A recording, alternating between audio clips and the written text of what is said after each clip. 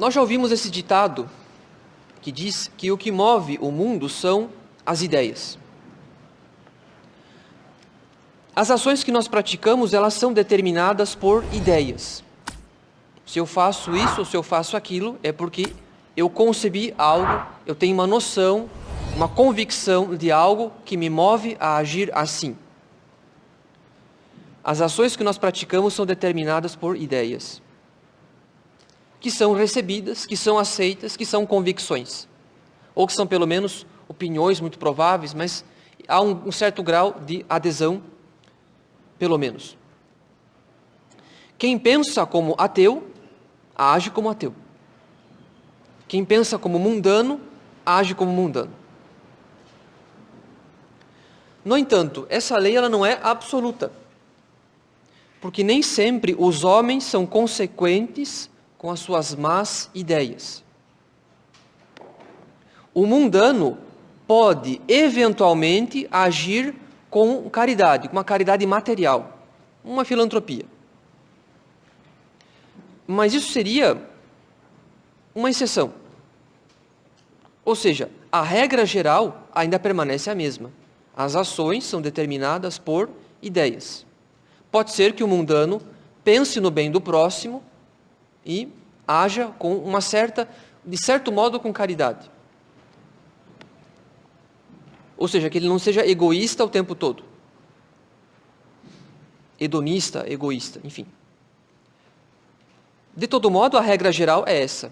São as ações, ou melhor, as ações é que são determinadas pelas ideias, pelas convicções, pelos princípios, por opiniões.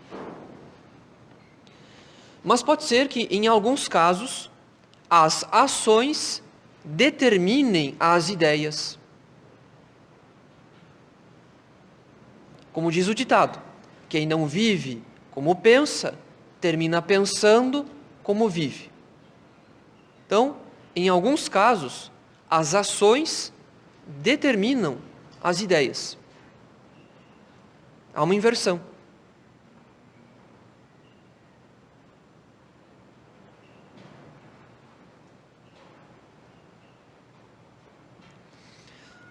Agora, as ações determinam as ideias. Mas isso não quer dizer que não haja ideias no princípio. Claro que há. Porque mesmo as ações que contrariam nossos princípios, que contrariam nossas convicções, ou nossas opiniões, enfim, mesmo essas ações que contrariam nossas ideias, também podem ter origem em outras ideias. Uma incoerência entre o agir e o fazer pode sim ter, e provavelmente tem, uma origem num outro corpo de ideias.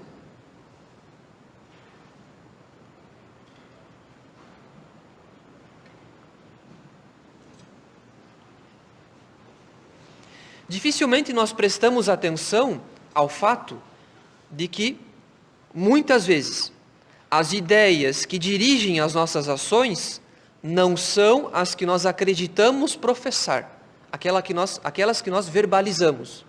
Eu sou católico, eu creio nisso. Muitas vezes as ideias que dirigem nossas ações não são aquelas que nós acreditamos professar, aquela que nós concebemos e verbalizamos e expressamos aos outros. E sim outros princípios que se encontram subjacentes em nossa memória intelectual e que costumam se impor em diversas ocasiões. Então, muitas vezes, são outros princípios que se encontram subjacentes em nossa memória intelectual, nesse reservatório de ideias que nós temos, e que costumam se impor em diversas ocasiões, ameaçando o bom uso da nossa liberdade, do nosso livre-arbítrio.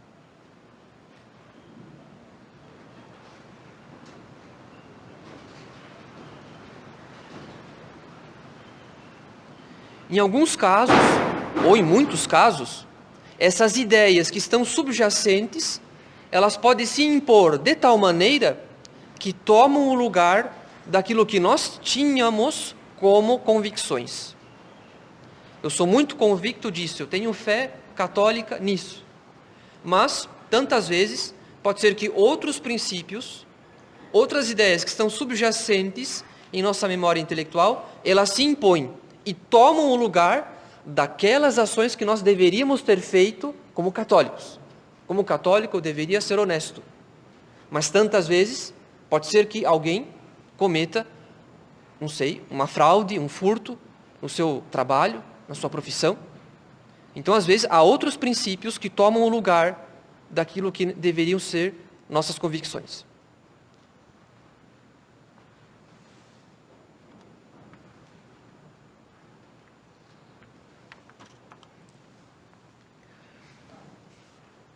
Um padre doutor, um teólogo, ele chama essas ideias subjacentes na nossa memória intelectual de ideias subterrâneas. Ideias subterrâneas. São pensamentos, juízos, princípios doutrinais e morais. Enfim, são juízos, são pensamentos que nós não assumimos conscientemente.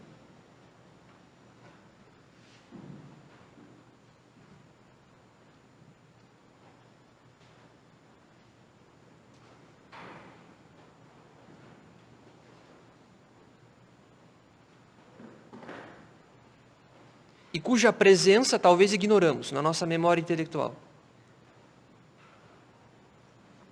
Mas que estão presentes. Talvez não tenhamos consciência da sua presença na nossa memória, mas eles estão ali. Esses juízos ou esses pensamentos. E que discretamente fazem parte do nosso modo de pensar. São ideias parasitárias, portanto. Ideias parasitárias ou subterrâneas, porque discretamente fazem parte, sim, do nosso modo de pensar. Fazem parte, sim. A diferença é que nós ignoramos que elas estão ali, essas ideias. Elas estão ali de um modo subjacente e inconsciente.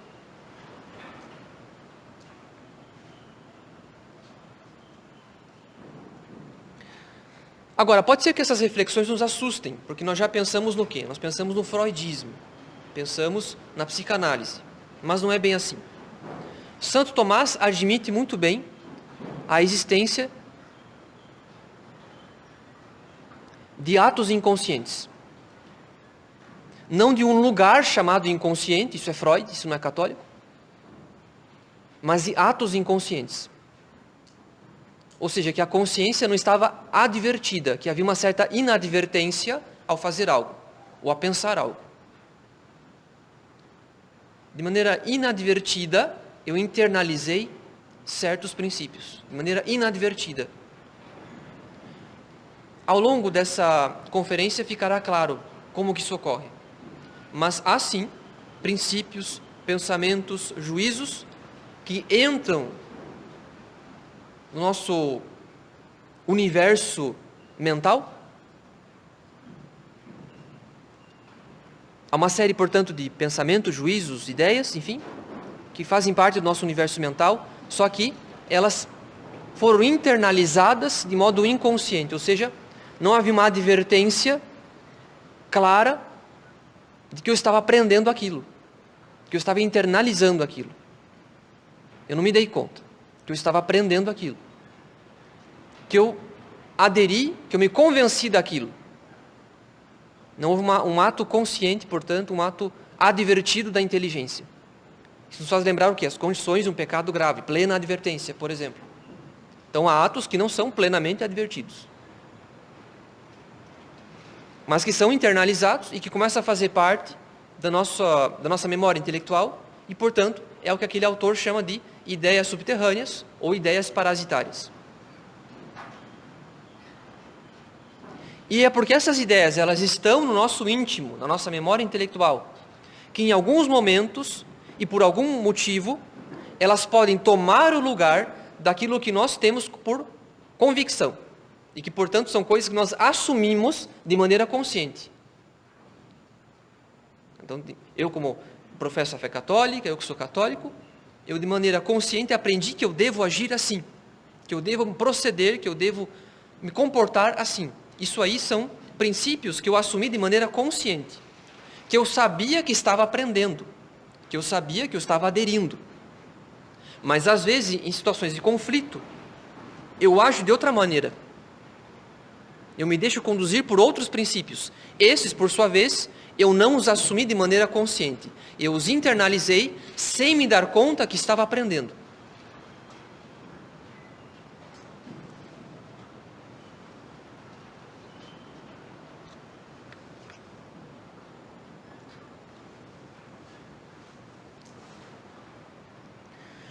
A experiência sacerdotal mostra que pessoas dominadas por algum transtorno, que sofrem de desordens afetivas e mesmo espirituais, ainda que tenham uma boa formação católica, podem muito bem estar prostradas e escravizadas por algum conflito grave. E a causa costuma ser muito frequentemente a mesma. Essas pessoas guardam no íntimo de sua alma, e por causa de alguma experiência que tiveram no passado, uma experiência prolongada, alguns pensamentos, juízos, princípios contrários à regra da fé e da moral. E em alguns casos, essas pessoas julgaram até que isso fazia parte da fé católica. Bom, isso aqui é uma possibilidade de entender essas ideias subterrâneas. Por exemplo, no caso de um menino que foi educado escrupulosamente pelos pais, e os pais ensinaram que até as tentações seriam um pecado. E, portanto, ele vai sofrer a vida toda com as tentações, e um dia ele vai curto-circuitar. Quer dizer, ele não vai dar conta de ser católico, sendo que para ele até as tentações são pecados, que era o que pensava Lutero, diga-se de passagem. E ele vai julgar que essa fé é impossível e vai abandoná-la, que essa religião é impossível. Então, isso é uma possibilidade de aplicar esses princípios que eu estou dando, das ideias subterrâneas, que é o fato de ele ter recebido uma má formação católica, e ele atribuiu a fé católica a algo que foi erroneamente ensinado. Ele tomou por católico algo que não era, e em algum momento de grave conflito, pode ser que ele abandone a fé.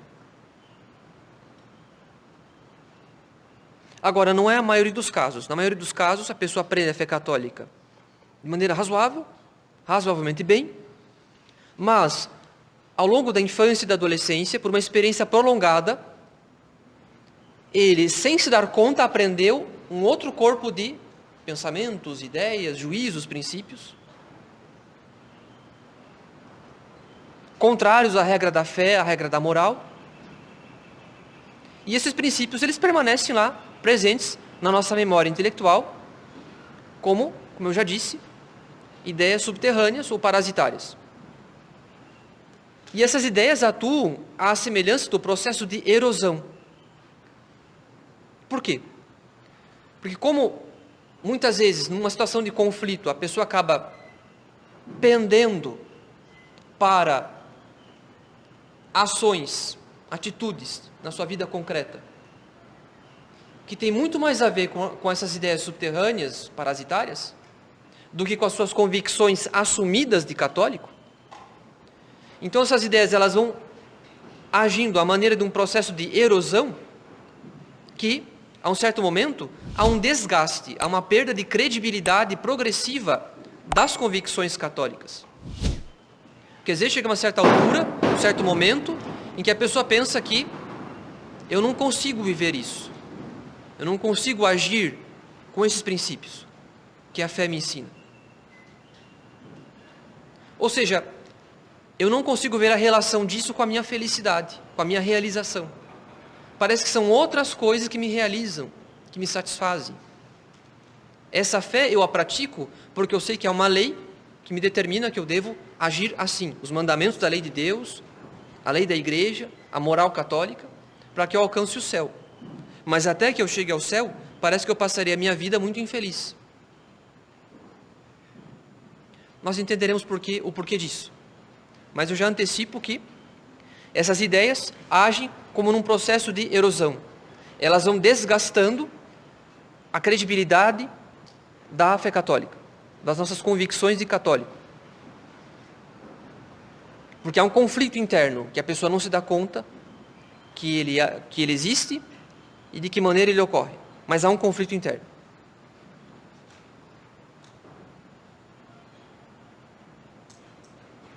Então essas ideias parasitárias, que estão lá subjacentes na nossa memória intelectual, elas criam um antissistema em nosso íntimo.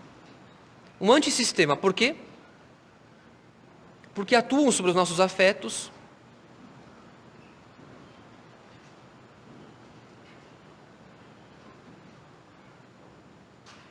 atuam também sobre a nossa inteligência, mas atuam sobretudo sobre os nossos afetos, influindo em decisões que deveriam ser firmes, para que haja fidelidade aos princípios. Então eu deveria ser firme em certos princípios. Mas essas ideias parasitárias, elas me inclinam para um outro modo de agir, de ver a vida, de ver as coisas. Então se cria um conflito. E esse conflito me impede para que eu seja firme. Talvez eu consiga ser firme um pouco, digamos assim, nas aparências, ou até a certo grau, mas uma firmeza realmente que seja íntegra, que eu seja intimamente convencido disso, pode ser que eu não esteja intimamente convencido disso.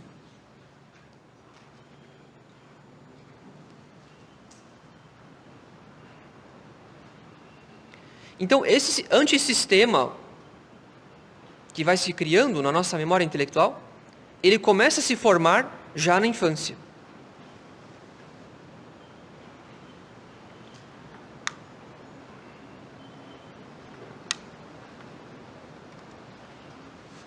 Desde a nossa infância, nós somos educados pelos nossos pais, professores, pelas pessoas que nos eram próximas, nossos superiores, os padres, eventualmente. Nós somos educados a uma certa visão de mundo, que inclui a fé católica, eventualmente. Pode ser que em alguns casos a pessoa não tenha sido criada na fé. Então, nós recebemos desde a infância uma visão de mundo que nos foi dada pelos pais, pelos professores, pelos catequistas, pelos padres, por outras pessoas que tiveram peso na nossa vida desde a infância. Então, esse sistema, essa visão de mundo, nós recebemos de maneira consciente. É aquilo que nos foi ensinado e nós tínhamos ciência que era para aprender aquilo, que era para aderir e se convencer daquilo. Foi um ato consciente. Eu fui na aula e eu aprendi. Em casa, minha mãe, meu pai me deram tal ou tal lição de vida. E eu aprendi, eu retive aquilo de maneira consciente. Então, o nosso sistema moral, ou melhor, nossa visão de mundo, pronto. Nosso sistema de pensamento, nossa visão de mundo, ele contém a educação moral, intelectual, cultural, espiritual, que recebemos dos pais e dos demais mestres desde a infância. Então é um sistema que contém tudo aquilo que nos foi ensinado e que nós aprendemos de maneira consciente.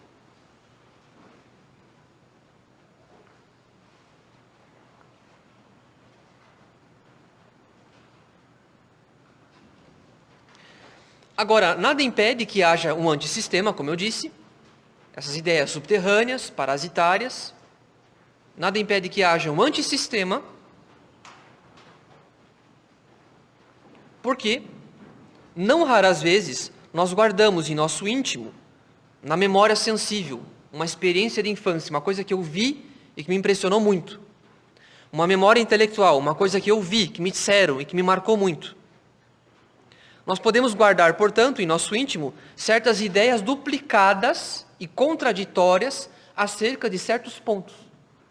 Então, acerca de certos pontos, eu fui ensinado a isso e aprendi de maneira consciente. Mas a experiência, coisas que eu vi ou coisas que eu ouvi, enfim, a experiência me mostrou, me induziu a uma outra noção das coisas. E essa experiência ela foi inconsciente. Eu não percebi que eu estava aprendendo também. Eu não me dei conta que aquilo estava marcando, forjando o meu modo de ver as coisas. Então nós podemos ter ideias duplicadas. Eu fui ensinado a pensar e a agir assim. Mas por experiências ruins, coisas que eu vi ou que eu ouvi, também forjaram, também modelaram em mim uma outra forma de pensar, enfim, de conceber aquela mesma matéria, aquele mesmo ponto. Então nós podemos ter ideias duplicadas e contraditórias a respeito de certos pontos. Bom, por enquanto estou sendo bastante abstrato. Pode ser que os senhores já tenham compreendido o princípio. Agora, partindo para os exemplos concretos, vai ficar tudo muito claro. Então, alguns exemplos. Um católico que aprendeu no seu catecismo, lá na infância, nas homilias que ele prestava atenção na paróquia, nos discursos que ele ouviu de representantes da religião católica, leigos, padres, catequistas, pregadores, etc. Ele aprendeu, ao longo da sua infância e adolescência, que nós devemos viver o desprendimento das riquezas, pois o reino de Deus pertence aos pobres de espírito. No entanto, na prática, ele foge de modo instintivo das privações materiais.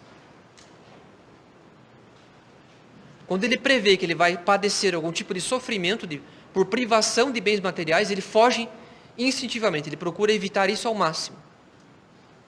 Ou então ele cai em grande tristeza quando lhe falta algo.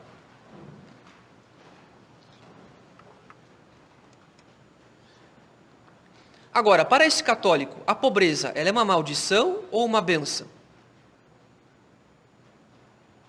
Provavelmente as duas coisas. Porque quanto aos princípios confessados de forma consciente, a pobreza é um bem. Ele estava consciente na sua infância que ele aprendia que o reino dos céus pertence aos pobres de espírito. Aqueles que são desprendidos dos bens materiais. Ele aprendeu de forma consciente, advertida, que a pobreza de espírito, que o desapego é um bem. Mas, como ao longo da sua infância e adolescência ele viu os adultos terem uma grande preocupação com os bens materiais, ele viu o quanto que os pais eram previdentes ao extremo, ele viu o quanto que os avós eram ricos e apegados à sua herança, ele viu o quanto que os colegas de escola esbanjavam fortuna, porque ele estudou num bom colégio, por exemplo, ou porque ele morou num bom bairro, ou porque ele tinha parentes também muito abastados, enfim. Pela experiência que ele teve ao longo da infância e adolescência, uma experiência prolongada, ele viu o quanto que a riqueza importa para os adultos. Pelo menos para aquele círculo de pessoas com quem ele conviveu. Então, é claro que ele aprendeu que a riqueza é um bem, só que ele não se deu conta disso. Enfim, o apego desordenado à riqueza. Não é que a riqueza seja um mal, é o apego que é o mal. Então, ele aprendeu de maneira consciente que o reino de Deus pertence aos pobres de espírito. Na prática, pelas experiências prolongadas de infância e adolescência, por um contato com pessoas muito apegadas ao dinheiro, ele também aprendeu, sem se dar conta, de maneira inadvertida, inconsciente, que a pobreza é um mal a ser evitado a todo custo, que é uma desonra, que é uma vergonha, que é uma humilhação, enfim. E nós vemos isso. Nós vemos isso, por exemplo, em muitas paróquias ricas, em que os leigos que vão lá fazer a leitura do comentário da missa e dizem que Jesus quer uma igreja pobre, desapegada, despojada, mas as pessoas que leem essas coisas, com que carro elas vão embora da igreja? Em que apartamento que elas moram? Que bairro que é? E por que elas têm tanto dinheiro guardado nas suas contas bancárias? Não é querer fazer o papel do teólogo da libertação, mas tem uma incoerência. Se alguém pretende frequentar certos ambientes, tem que ser coerente com aqueles princípios. A pessoa que assume o risco, ela que assume as consequências. Então, por que há tanta gente que diz coisas que não vive? Não basta dizer que a pessoa é uma hipócrita. Não basta, é muito simplista dizer isso. Porque esse exemplo grosseiro que eu estou dando, essa caricatura que eu estou fazendo, é apenas para dizer o quê? Que isso acontece conosco. Porque nós também temos ideias duplicadas. A mesma coisa ocorre com muitas verdades dogmáticas, diz um certo teólogo. É um teólogo contemporâneo, não é alguém do século XVIII, XVII, não, é alguém contemporâneo.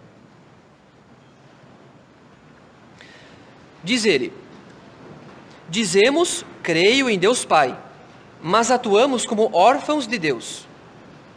Creio na vida eterna, mas ante a possibilidade da morte, reagimos como se tudo acabasse com ela. Creio na providência, mas vivemos dominados pela desconfiança.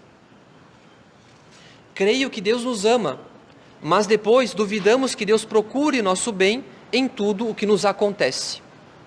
Isso é muito típico. Nós dizemos crer, na prática nós temos um grande temor daquelas coisas que nós dizemos professar. Então não basta dizer também, é uma falta de fé, reze que você vai ter mais fé. É muito simples dar como solução que a pessoa tem que rezar mais para que ela tenha mais fé, é muito simples. Tem que encontrar a raiz do problema.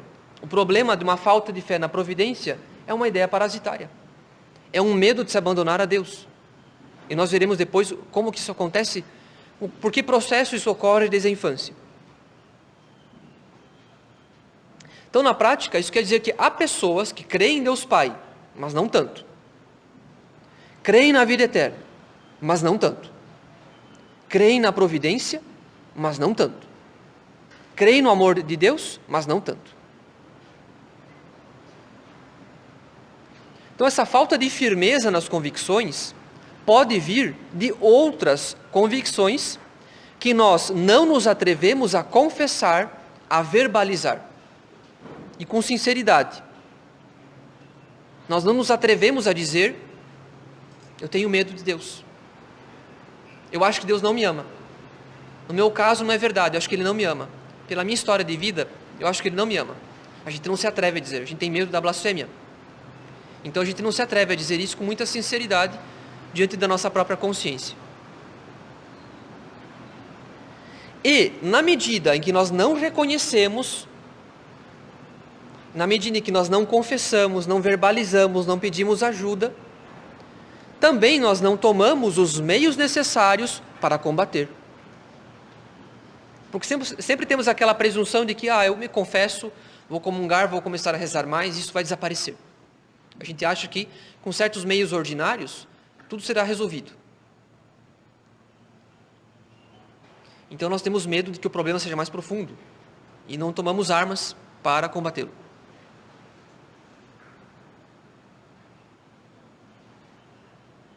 Então, apesar de nós termos recebido muitas convicções de nossos pais, dos demais mestres, e não só sobre fé católica, sobre outros princípios morais, de comportamento, que o pai ou que a mãe disseram, que tem que ser assim, tem que se comportar de maneira educada, cortês, gentil, com as visitas, com os vizinhos, tem que ser um bom aluno, tem que respeitar a professora. Nós podemos ter convicções que recebemos de maneira consciente ao longo da infância, mas nada impede um certo temor do contrário, sobretudo no que diz respeito às convicções de fé. Nada impede que haja um temor do contrário. Então é por causa dessa duplicidade de princípios que, em algum momento, essas ideias, aquelas que são conscientes e as que são inconscientes, as ideias confessadas e as parasitárias, elas vão colidir. Em alguma decisão grave da vida, em um momento de tentação, em um momento de conflito, essas ideias irão colidir. E quando elas colidirem, por causa, muitas vezes, do medo, do desânimo, do desespero, enfim, é bem provável que são as ideias inconscientes que irão tomar a dianteira, que triunfarão sobre os princípios conscientes, aqueles que nós aprendemos sabendo que estávamos aprendendo.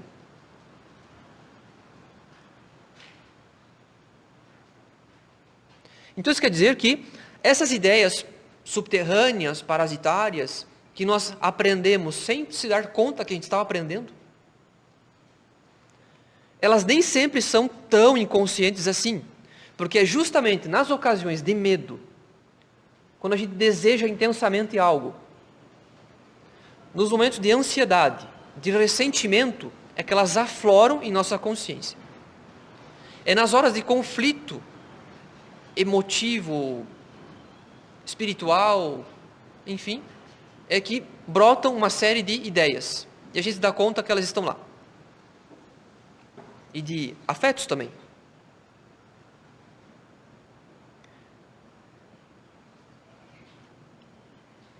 Porque se eu tenho afeto por algo, é sinal de que eu julgo que aquela coisa me faz bem, que ela pode me fazer feliz, por exemplo. Então é claro que o afeto tem a ver com princípios também. Pode ser que nós tratemos tais ideias como meras tentações, algo de passageiro, que não faz parte do nosso caráter, da nossa personalidade. Por isso, nós nos limitamos a reprimir tais ideias, como quem combate uma simples tentação, fazendo pouco caso delas, julgando que é algo muito passageiro, muito marginal na nossa vida.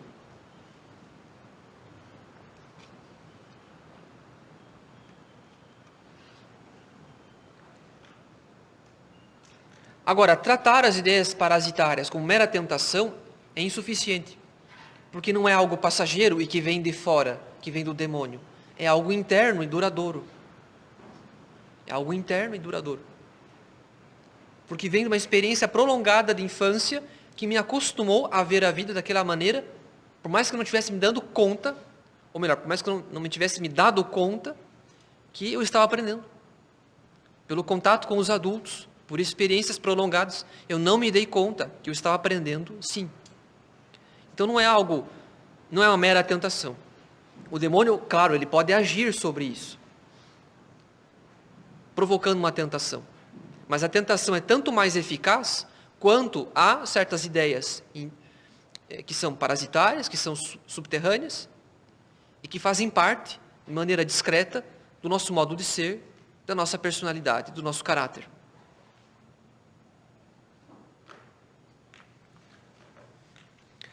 Há 4 fontes possíveis para as ideias subjacentes ou subterrâneas. 4 fontes possíveis.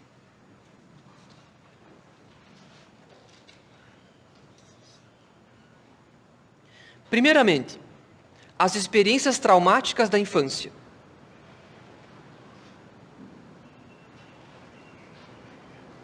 Por exemplo, conflitos familiares, divórcio, violência doméstica, exigências excessivas dos pais, que terminam com o fracasso dos filhos, que não dão conta de um tal nível de exigência. Quer dizer, a criança, o adolescente, ele quebra diante de um certo nível de exigência. Ou então, pais punitivos ou cruéis. Pais que não têm clemência, que punem em excesso o filho.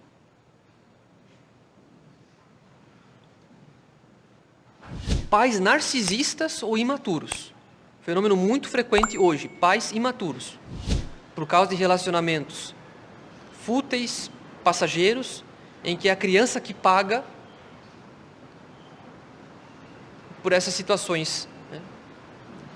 Gravidez precoce, fora do casamento, por um relacionamento que era ocasional. Então, pais imaturos. Ou então pais narcisistas, que usam da criança para se promoverem. É a criança que vira youtuber ou instagrammer, e é o pai e a mãe que se vangloria disso. Então, a criança é apenas um brinquedo, um objeto do narcisismo dos pais. Claro, é um exemplo grosseiro. Há maneiras mais sutis de acontecer isso. Abusos de ordem sexual.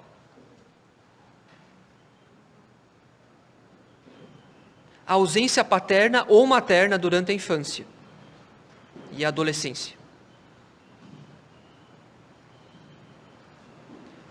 Isolamento de amigos na escola, porque é mau esportista, porque é tímido, porque estuda demais e é objeto da chacota dos demais. porque é muito obeso, porque é muito magrinho, porque é muito alto, porque é muito baixinho.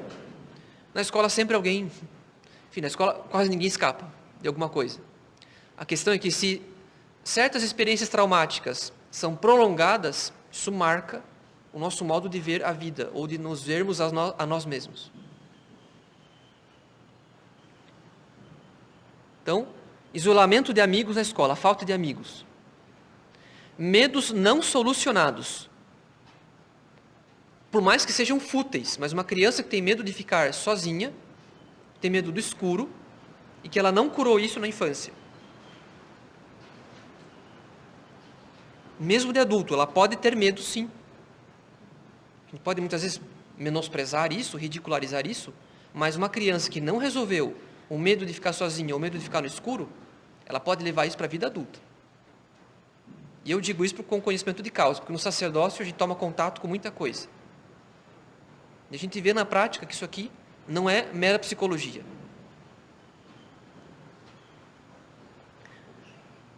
Vergonha diante de brincadeiras, etc. Então, a primeira fonte de ideias subterrâneas são experiências traumáticas de infância. Outra fonte de experiências, de ideias subjacentes ou ideias subterrâneas, outra fonte são os juízos errôneos e falsos que podemos receber. Juízos errôneos ou falsos.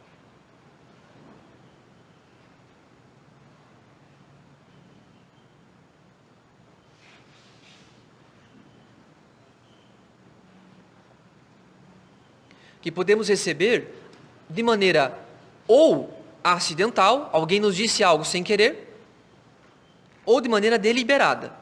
Alguém nos disse com plena advertência do que estava nos dizendo. Ou ouvimos algo de maneira acidental, ou ouvimos porque alguém nos disse de maneira deliberada.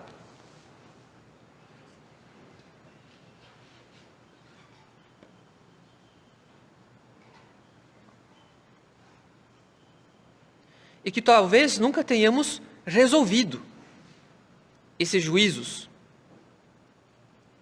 E por causa disso, eles se tornaram um convencimento. Eu me convenci de algo que eu nunca resolvi e que me foi dito, ou que eu ouvi, sem querer. Os pais conversando sozinhos e eles não perceberam o que eu estava ouvindo. E eles falaram de mim. Isso me marcou, por exemplo. Ou então, a mãe, ou o pai, ou um tio, disse algo deliberadamente para mim. E eu nunca resolvi aquilo que me foi dito. Eu nunca me libertei daquela visão das coisas que me foi dada. Ou melhor, a visão sobre mim mesmo, uma coisa que ele falou para mim. Por exemplo, alguém que diz à criança, pai, a mãe, um parente, etc., a empregada, por que não? Deus não pode te querer. Ou então, uma criança muito levada, alguém que diz para ela, tu és um demônio, etc.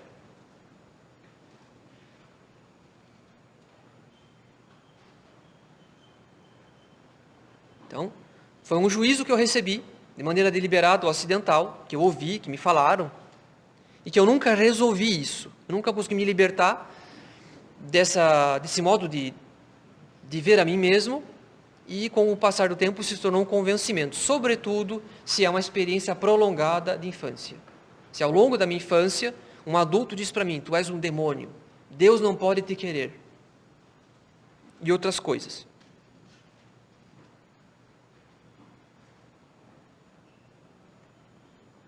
Ou então uma noção deformada das coisas, como por exemplo a vida sexual. Algum adulto que ensina, que incentiva a criança, que trata de promiscuidade com ela. Ou então uma negação escrupulosa. Eu faço parte de um movimento em que há uma negação escrupulosa da vida sexual. É quase visto como um pecado. E, portanto, isso marca uma infância, marca uma adolescência. E é claro, como nós não somos anjinhos, é evidente que em algum momento da adolescência, esse menino ou essa menina que cresceu com uma noção escrupulosa e pecaminosa das coisas, ele quebra. Porque ele não foi educado a ordenar os afetos, ele foi educado a reprimi-los como se fossem maus em si mesmos.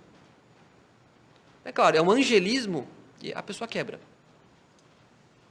E depois ela acha que a fé católica é impossível.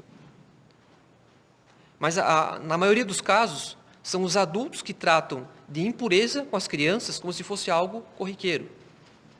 E vai marcando a memória intelectual. A criança não se dá conta que ela está aprendendo.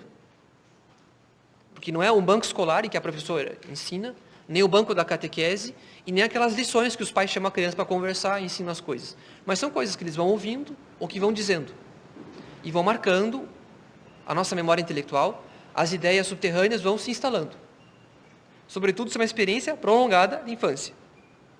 Elas vão marcando o nosso modo de ver as coisas e, portanto, vão duplicando ideias. A igreja me ensina isso, a catequese, mas eu aprendi outra coisa, sem me dar conta que estava aprendendo. Ou então, um outro tema de uma noção deformada das coisas pode ser o dinheiro. Como eu já citei o caso de alguém que vê o quanto que os adultos podem ser apegados ao dinheiro, que ouve o quanto que eles falam disso, e que vai pouco a pouco adquirindo uma ambição imperceptível. Ou então o trabalho, o apego ao trabalho, etc.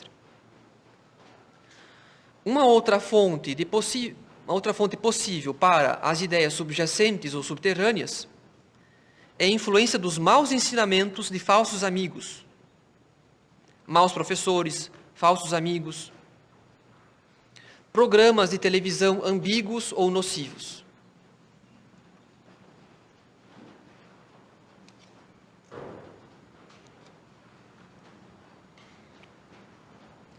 E esse é um problema muito grave, porque no Brasil, os programas de televisão para a infância não são para a infância. É muito impuro. E tem muita maldade humana.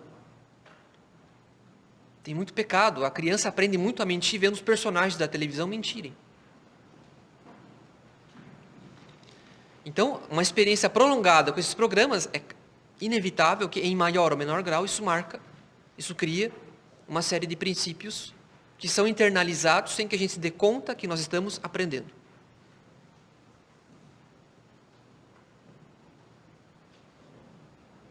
Por exemplo, aquela criança que um dia pegou uma faca e quis brincar com aquela faca de maneira perigosa, que quis se machucar, porque ela viu num filme um personagem que quis se suicidar, por exemplo. Ou que tentou arremessar um outro de um precipício. Enfim, são filmes, às vezes, que as crianças assistem, elas veem as coisas. Inclusive, eu fiquei sabendo de um livro que é para as crianças, é um livro que foi feito para o público infantil. É um livro de desenho, em que a artista, ela criou uma personagem que tinha que engolir uma maçã inteira, que tinha que se sufocar com a maçã, porque ela não iria morrer, ela iria para um outro mundo, em que, nesse outro mundo, tudo iria acontecer conforme a vontade dela, ela iria realizar todos os seus sonhos. O mundo funcionaria conforme os desejos dela de criança. E várias crianças tentaram comer uma maçã por inteira, porque viram nesse livro infantil. Isso que eu estou falando não é ficção, aconteceu. E aconteceu faz pouco tempo. Então, são ideias parasitárias. A criança não se dá conta que ela está aprendendo. Por fim, os defeitos próprios de cada temperamento, que, não sendo corrigidos desde cedo, como convém, terminam por formar vícios e influenciar o modo de conceber as coisas.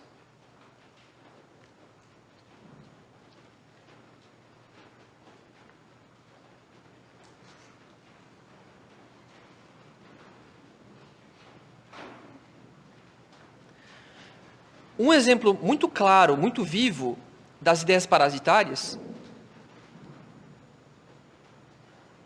é a relação entre o pai biológico e a noção que nós temos de Deus Pai. Quer dizer, o quanto que a nossa experiência com o nosso pai marcou frequentemente a noção, a relação que nós temos com a pessoa do Pai.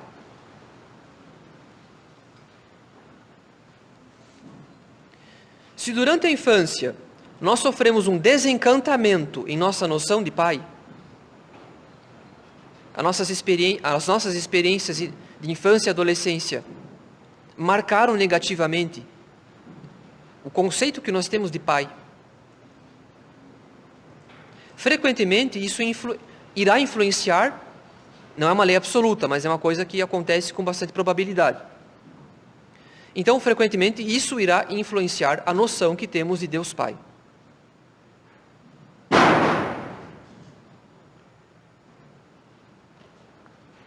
Isso pode ocorrer, primeiramente, quando o pai está presente, mas é fraco, covarde, não se faz respeitar, ainda que seja simpático ou carinhoso. Então, é um pai fisicamente presente, mas moralmente ausente. Ele não se impõe para formar o caráter do seu filho. Moralmente ausente. Ele é fraco, ele é covarde. Ou então ele trabalha demais, não dá atenção para o filho. Ele não marca a virilidade do menino, sobretudo. O caráter do menino, sobretudo. Então, para o nosso exame de consciência, nós devemos pensar nisso. Esse é um ponto importante. Como era meu pai comigo? Moralmente ausente, fisicamente presente ou não? Então, o pai pode até estar presente, mas se ele for fraco, se ele não se fizer respeitar, mas se ele for moralmente ausente, e pode ser até que ele seja simpático, carinhoso, mas pode ser que ele não se imponha. Ou então que ele também não seja carinhoso, que ele seja moralmente ausente em todos os sentidos.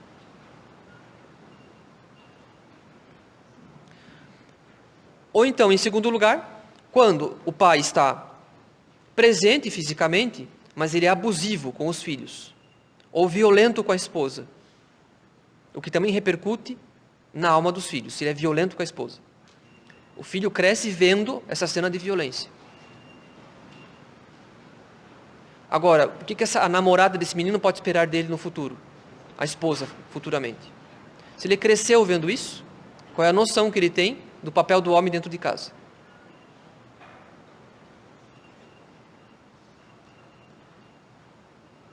Se ele é abusivo com o filho, se ele é violento também com o filho, isso marca, isso molda o nosso caráter, inevitavelmente.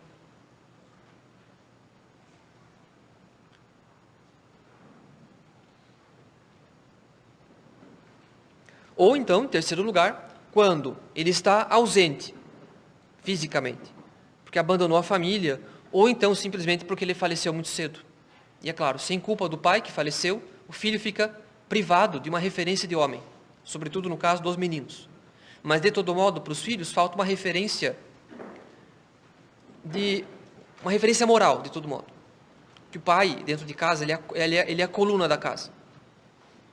A coluna moral, ele é uma referência de honestidade, de virtude, de heroísmo, de coragem, etc. Agora pensemos nessas três possibilidades: ausência física ou ausência moral, agressividade ou fraqueza, o quanto que isso pode moldar o modo pelo qual nós vemos a Deus Pai.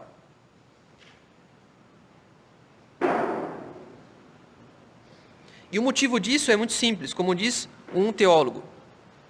Nós concebemos a Deus como a fonte de nossa existência, como o nosso princípio e origem, como o ser que nos envolve e protege, que nos dá a vida e nos guia. É assim que nós concebemos Deus.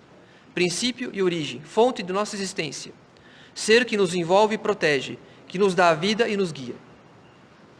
Tudo isso se resume em uma palavra: Pai.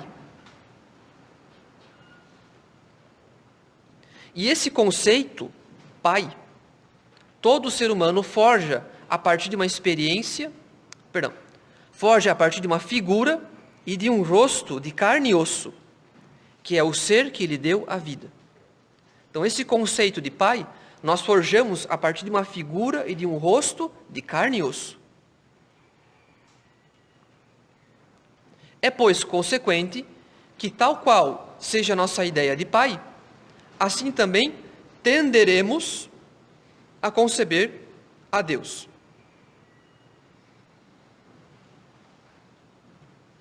A imagem de um pai bom, carinhoso, firme e providente fortalecerá nossa compreensão de um Deus que reúne de modo muito eminente essas qualidades.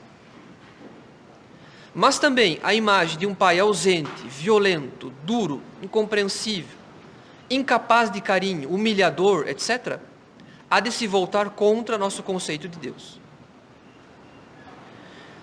Não é uma lei absoluta, mas é uma coisa que acontece com bastante probabilidade. A experiência com o nosso pai marca a nossa noção de Deus. Se nós o vemos de fato como pai, ou se nós vemos a Deus como um juiz castigador, ou como alguém que não se interessa por nós, que não nos ama. E, portanto, muitas vezes o desânimo abate a alma, no sentido de que eu acho que ele não me ama, acho que ele não se importa comigo. Mas por quê? Porque talvez eu tenha tido um pai que não se importou comigo. E a minha tendência é transferir essa experiência para a noção que eu forjo de Deus Pai.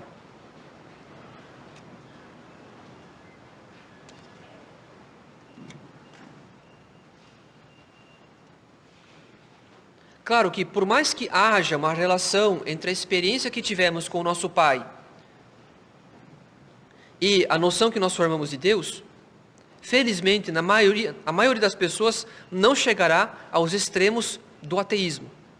Mas nós vemos em muitos autores da modernidade que a filosofia deles foi determinada pela ausência de um pai. A gente vê isso, por exemplo, no Freud. Não à toa ele tem uma teoria psicanalítica na qual a pessoa tem que matar o pai para ficar em paz. Daí a prova de que ele teve um conflito grave com o pai dele. Acho que o Nietzsche também teve um conflito, não me lembro mais. Enfim, em alguns casos extremos, a pessoa pode chegar à apostasia, ao ateísmo. Mas na maioria dos casos, não. Na maioria dos casos, haverá uma ideia subjacente, que limita a confiança e o amor que devemos ter para com Deus Pai. Porque associamos, de modo não consciente, a noção de Pai com a ideia de sofrimento. Nós associamos, nós incluímos na definição de Pai, de maneira inconsciente, a ideia de sofrimento, de abandono, de rejeição, de desprezo, enfim, de humilhação. E, portanto, na nossa vida espiritual, nós percebemos que tem um certo limite. Em certas situações é difícil se abandonar nas mãos de Deus Pai, porque nós não vemos Deus Pai como alguém que nos ama muito. Nós não o vemos como o sumo bem, como o amor, uma bondade infinita. Então, há um certo limite que vem de uma ideia parasitária que vai corroendo aquilo que o catecismo diz, que os santos, que os pregadores nos ensinam. Essa experiência de infância, ela vai como uma cárie, corroendo o tecido das verdades de fé e da própria oração.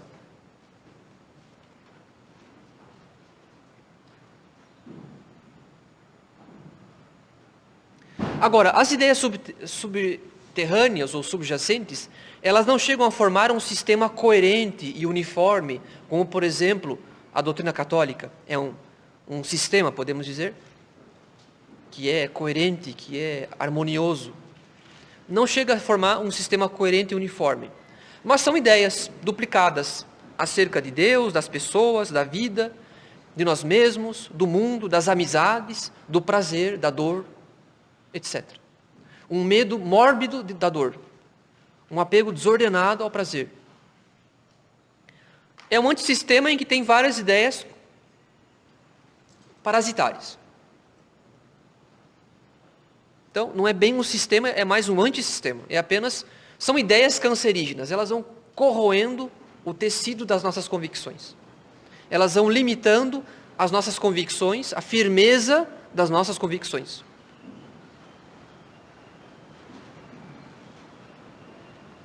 Então, por mais que alguém aprenda que ele é amado por Deus, se esse alguém tem alguma ideia subjacente que o induz ao contrário, essa ideia irá parasitar a confiança e o amor ilimitados que deveria ter em Deus. E isso se manifesta especialmente nos momentos de conflito, ou então de tentação, nas ocasiões de pecado, nas crises da vida. É nos momentos de conflito que a ideia parasitária tende a roubar aqueles atos conscientes de fé, de amor, de confiança, de abandono, etc.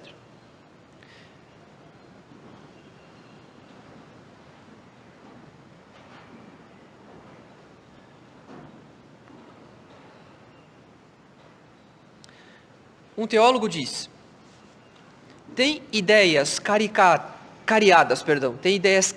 com carie, sobre Deus, quem acredita que Ele existe, mas está muito longe e não se interessa pelos homens, que é todo-poderoso, como diz o catecismo, e eu aprendi de maneira consciente, que é todo-poderoso, mas não pode ou não quer impedir o mal. Quer dizer, ele não se interessa por mim, ele não vai impedir aquele mal. Os que acreditam que Jesus é Deus e morreu na cruz, mas a dor e o sofrimento é algo escandaloso e incompreensível, pensando, portanto, que é necessário evitá-lo a qualquer custo.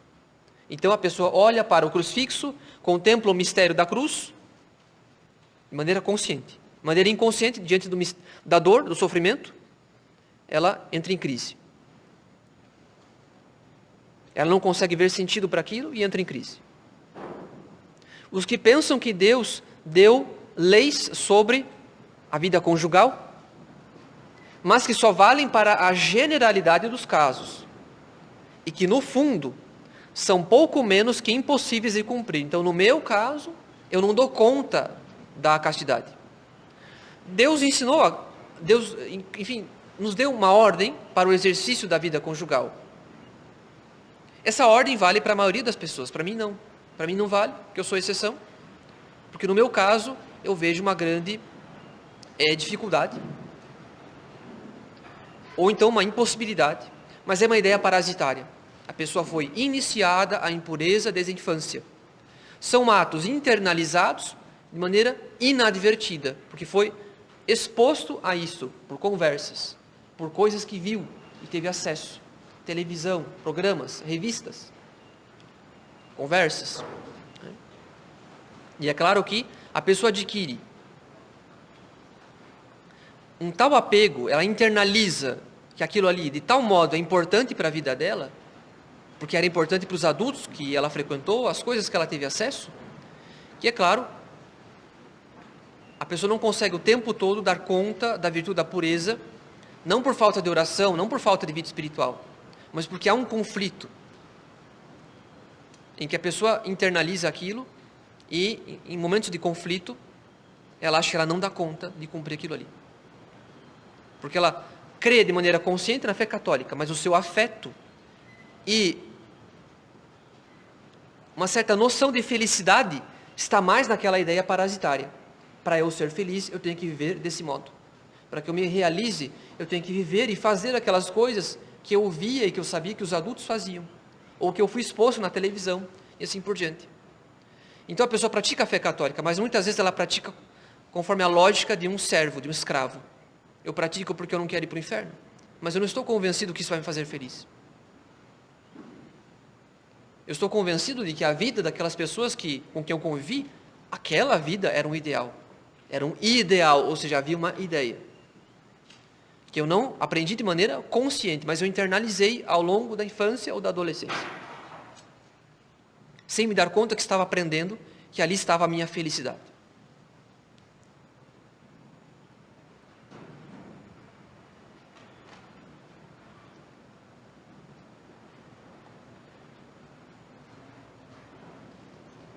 Bom, farei agora uma longa citação de um teólogo. Quando uma pessoa tem um sistema cultural infectado, um sistema cultural, quer dizer, as suas convicções, inevitavelmente também se forja um subsistema de juízos daninhos, Eles são um conjunto de pensamentos prejudiciais sobre nós mesmos, que se deduzem com rigorosa lógica das expressas verdades parasitas ou cariadas. Então, são juízos que se deduzem a partir dessas ideias subterrâneas. Não poderia ser de outro modo. Se uma pessoa considerar que Deus está muito longe, razoavelmente pensará que ele está muito só e que não pode contar com Deus. Se pensar que Deus não pode vencer o mal do mundo, pensará que ele está indefeso diante do mal. E se pensar que Deus pode vencer o mal e não quer, logicamente pensará que Deus, ao deixá-lo sofrer, não o ama. Se pensar que não pode confiar nos outros, nem sequer em seus pais, pensará que deve se virar sozinho. Quantas pessoas dizem isso na vida? Eu sempre me virei sozinho na vida, nunca dependi de ninguém. Há pessoas que dizem isso como que contando mérito, mas o que está subentendido muitas vezes é o quê? Eu fui abandonado na minha infância. E portanto eu tive que me virar sozinho porque eu fui abandonado. Então às vezes a pessoa, ela se virou sozinha, muito mais por necessidade do que por mérito. E essa independência não é tanto virtude, é um egoísmo institucionalizado. Ninguém me ama, então eu vou fazer a minha vida. Se pensar que o sexo é essencial para a felicidade, pensará que ele não pode ser feliz sem isso. Então, justamente, uma excessiva exposição à impureza vai fazer com que depois, no exercício da castidade, haja um conflito entre ideias conscientes, aquilo que nós aprendemos do catecismo, e um subsistema pelo qual nós associamos a nossa felicidade ao exercício desordenado da vida afetiva e, portanto, do pecado da impureza. E se pensar que ninguém pode amá-lo como é, pensará que deverá buscar o ato conjugal de qualquer forma, inclusive contra a vontade alheia. Por exemplo, na raiz do pecado da pedofilia está um homem que se acha incapaz de conseguir conquistar o amor de uma pessoa da mesma idade que ele. Ele se vê incapaz porque ele se acha menor que os outros. Ele aprendeu isso na infância, na adolescência. E, portanto, ele busca uma vítima inferior a ele, uma criança. Então, isso começa cedo. Não é de um dia para o outro que alguém se torna um doente nessa matéria. Começa cedo, com uma experiência prolongada de infância e de adolescência negativa no conceito de si mesmo. Eu sou inferior aos outros, eu sou inferior aos meus irmãos, eu sou inferior aos meus colegas de escola, eu não sou como eles, eu não sou capaz, etc. E, portanto, com o medo de levar um não, aquele medo extremamente orgulhoso de levar um não, a negativa de uma moça, isso vai se tornando cada vez mais grave, ao ponto de que ele vê como única alternativa roubar o afeto de alguém abusando, e de uma criança. E assim temos pessoas que estão convencidas de que ninguém os quer, de que são imprestáveis, de que eles não podem ser felizes, etc.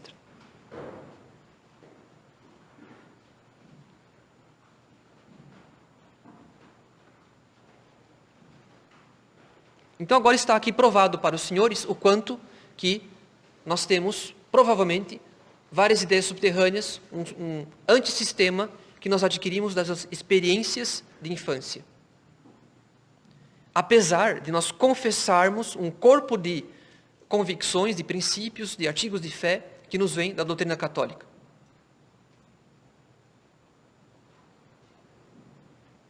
Então não basta que nós tenhamos aderido, crido na fé católica. Não basta que a semente do evangelho seja boa. É preciso que o campo esteja limpo das ervas daninhas. E esse antissistema de ideias é como uma série de ervas daninhas, de mato que cresce no campo da nossa alma. E quando a semente do evangelho cai, ela até frutifica, mas ela está sempre na iminência de ser sufocada por ideias parasitárias, que em momentos de tentação, de conflito, querem roubar de nós aqueles atos que nós deveríamos fazer de virtude contra um certo vício. A virtude da castidade contra a intemperança nessa matéria. A virtude da temperança, a virtude da humildade e assim por diante. No momento que eu deveria agir conforme a minha convicção e com firmeza, executar um ato de virtude, vem a ideia parasitária e me convence de que não, é preciso ceder. Porque a felicidade está numa outra forma de ver a vida. Então, diz o autor, devemos prestar atenção aos medos, aos juízos daninhos, às desconfianças, às excentricidades. Será que nós não temos uma excentricidade em alguma matéria? Será que eu não sou excêntrico, muito diferente dos outros, no modo de fazer algo? Aos isolamentos. Por que não quer socializar? Aos comportamentos avessos e a tantas outras coisas que vemos frequentemente em crianças e não tão crianças, e frente aos quais não atuamos senão quando é muito tarde, quando já estamos enfrentando uma crise. Então, hoje é o dia para nós prestarmos atenção nos nossos medos, nossas desconfianças, comportamentos avessos, isolamentos e outros comportamentos excêntricos. Qual é a raiz disso? E o quanto que isso está corroendo os meus atos de fé, esperança e caridade, das demais virtudes, para que eu realmente me abandone nos braços misericordiosos de Jesus Cristo. Agora, é claro, essa investigação, ela deve ser serena, sob a luz da graça. Porque se estamos aqui em retiro, isso é uma graça. Deus nos colocou aqui para que a gente possa aprender, conhecer coisas, sob a luz da graça, a partir das conferências, a partir também da nossa oração particular, para que a gente possa combater. Deus não nos dá o conhecimento do mal que nós cometemos, senão porque Ele quer nos dar os meios para corrigi-lo, combatê-lo, extirpá-lo. Então, com essa iluminação sobre a nossa própria consciência, vem também a certeza que Ele nos dará os meios de corrigir isso, ainda que custe um tempo. Então, nós não devemos nos desesperar com a lembrança da nossa infância ou adolescência, mas é de fato para que a gente possa corrigir, porque estamos em retiro, para tomar resoluções. Então, façamos essa investigação com grande serenidade, confiantes de que Deus nos dará os meios.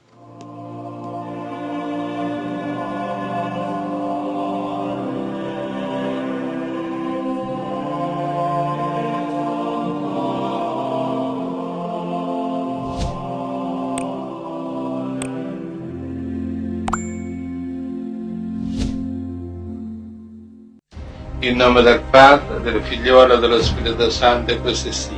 Sia lodato Gesù e Maria e buonanotte a tutti.